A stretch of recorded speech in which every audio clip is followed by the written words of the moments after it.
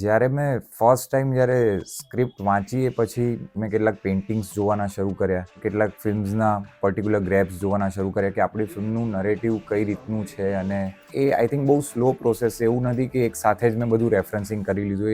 એ અનીશની સાથેના ડિસ્કશન પછી day by day એ ઇવોલ્વ થતું રહ્યું અને છેલ્લે ડેવલપ થતું ગયું. ધ્રુપદ સાથે મને હતું કે એ આ પ્રકારનો જોનર થ્રિલર મિસ્ટ્રી એ એની સ્પેસ છે. So I want to consider him for this film.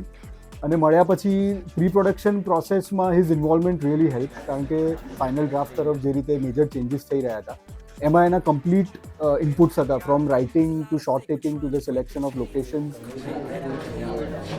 Anish દરેક વસ્તુ પ્રત્યે બહુ પર્ટિક્યુલર માણસ છે અને એઝ એન ડીઓપી તરીકે કહું તો યાર હું સહેજ બી ડિપ્લોમેટ ના રહી શકું એની સાથેના ડિસ્કશન પ્રત્યે. તો અમે બહુ બ્લન્ટલી ડિબેટ બી કરી છે અને બહુ બધા ડિસ્કશન કર્યા છે જે ફિલ્મ માટે બેટર હોય. અને અમે હંમેશા એક વસ્તુ ડિસ્કસ કરતા હતા કે આપણે એકબીજાની બાઉન્ડ્રી કઈ રીતના સ્ટ્રેચ કરી શકીએ.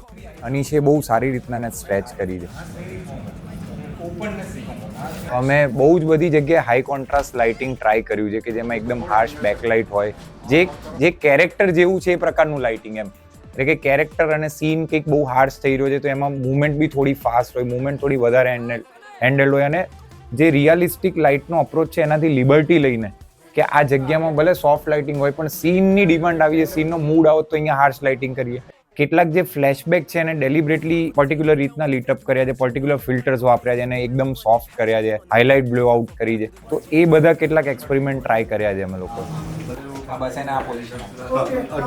એટલે વિઝ્યુઅલ લેંગ્વેજ ડેવલપ કરવામાં ખાલી મારી ને મારી ટીમનો હાથ નથી, ખાસ કરીને દેવનો અને અનીશનો બહુ જ મોટો હાથ છે અને એનાથી બહુ શીખ્યો બી છું આ ફિલ્મથી.